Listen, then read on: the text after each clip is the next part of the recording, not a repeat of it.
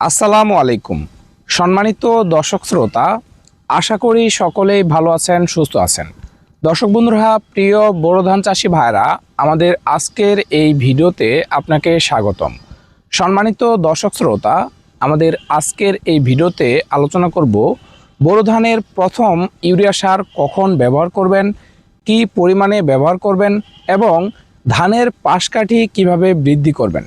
দর্শক, সেই সাথে আরও জানানোর চেষ্টা করব ধানের ফলন কিভাবে বৃদ্ধি করতে পারবেন।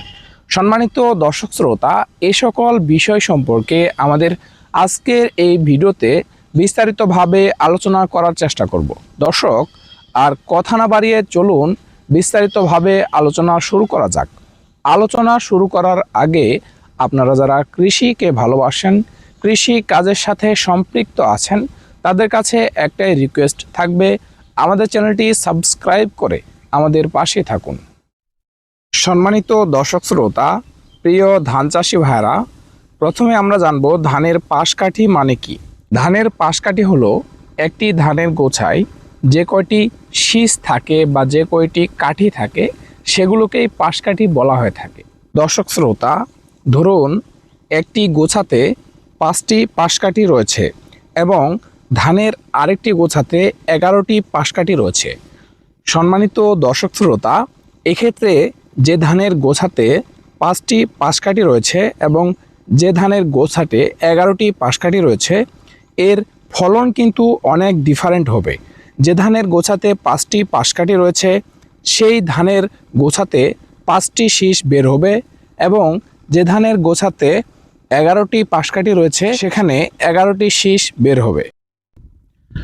সম্মানিত দর্শক শ্রোতা, সে অনুযায়ী ধানের ফসলি জমিতে ফলন বাড়ানোর জন্য অবশ্যই পাশকাঠি বাড়ানোর ভূমিকা অতীব গুরুত্বপূর্ণ।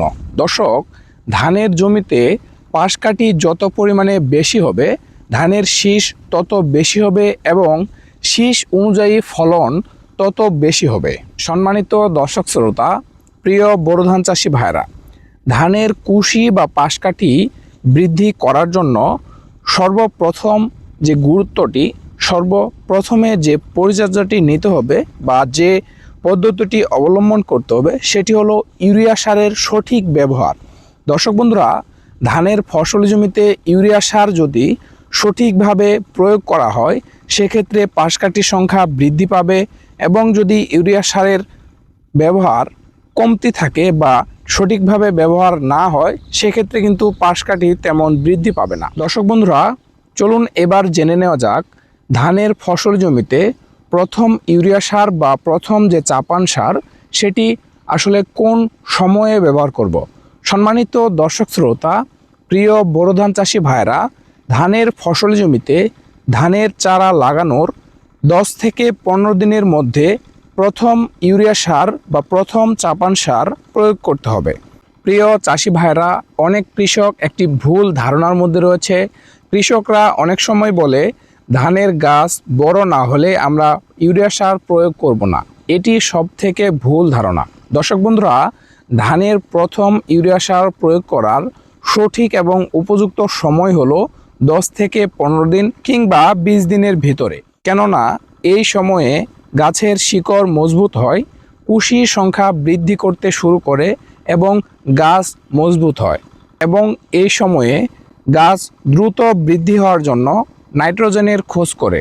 ঠিক এই সময় ইউরিয়া সার যদি আমরা প্রয়োগ করি সেক্ষেত্রে কিন্তু নাইট্রোজেনের যে ঘাটতি সেটি কিন্তু পূরণ হবে, কারণ আমরা সকলেই জানি নাইট্রোজেন হলো ইউরিয়া সারের মূল উৎস। সম্মানিত দর্শক শ্রোতা, প্রিয় বোরো ধান চাষি ভাইরা, চলুন এবার জেনে নেওয়া যাক ধানের ফসলি জমিতে ইউরিয়া সারের মাত্রা ঠিক কতটুক থাকবে। ধানের ফসলি জমিতে 1 বিঘাতে 8 থেকে 10 কেজি ইউরিয়া সার প্রয়োগ করবেন। দর্শক, এর আগে আরেকটি বিষয় জেনে নেওয়া উচিত, জমির উর্বরতা ও ফসল ভেদে ইউরিয়া সারের মাত্রা বাড়তেও পারে, কমতেও পারে। সম্মানিত দর্শক শ্রোতা, প্রিয় ধান চাষি ভাইরা, একটি গুরুত্বপূর্ণ বিষয় জেনে নেওয়া উচিত, একসাথে অতিরিক্ত মাত্রায় ইউরিয়া ধানে প্রয়োগ করলে ধান গাছের ক্ষতি হবে এবং আমরা যদি কম পরিমাণে ইউরিয়া সার প্রয়োগ করি সেক্ষেত্রে ধানের পাশকাঠি বৃদ্ধি পাবে না, ইউরিয়া সার সঠিকভাবে প্রয়োগ হবে না। এজন্যই বোরো ধানের ফসল জমিতে ভিডিওতে বলা পরামর্শ অনুযায়ী ইউরিয়া সার প্রয়োগ করবেন। সম্মানিত দর্শক শ্রোতা, প্রিয় বোরো ধান চাষি ভাইরা, এবার আসি ইউরিয়া সার ঠিক কিভাবে প্রয়োগ করবেন। দর্শক বন্ধুরা, ইউরিয়া সার ফসল জমিতে সরাসরি ছিটিয়ে প্রয়োগ করবেন। দর্শক, জমিতে যদি পানি না থাকে সেক্ষেত্রে ইউরিয়া সার প্রয়োগ করার পূর্বে কিংবা ইউরিয়া সার প্রয়োগ করার পর 1 থেকে 2 ইঞ্চি পানি সেচ প্রয়োগ করবেন। সম্মানিত দর্শক শ্রোতা, প্রিয় বোরো ধান চাষি ভাইরা, আরেকটি গুরুত্বপূর্ণ পরিচর্যার কথা আপনাদেরকে শেয়ার করে রাখি। সেটি হলো ইউরিয়া সারের সাথে আপনারা সালফার অ্যাড করতে পারেন, এতে করে আরও উপকারে আসবে। দর্শক, সালফার এবং ইউরিয়া সার একসাথে মিশিয়ে প্রয়োগ করলে পাশকাঠি ও গাছের গ্রোথ আরও দ্রুত বৃদ্ধি লাভ করবে এবং সেই সাথে ধানের ফসল জমির গ্রোথ ভালো হবে এবং গাছ থাকবে সবুজ ও সতেজ। দর্শক বন্ধুরা, আপনারা চাইলে সিনজেন্টা কোম্পানির থিওবিট প্রয়োগ করতে পারেন।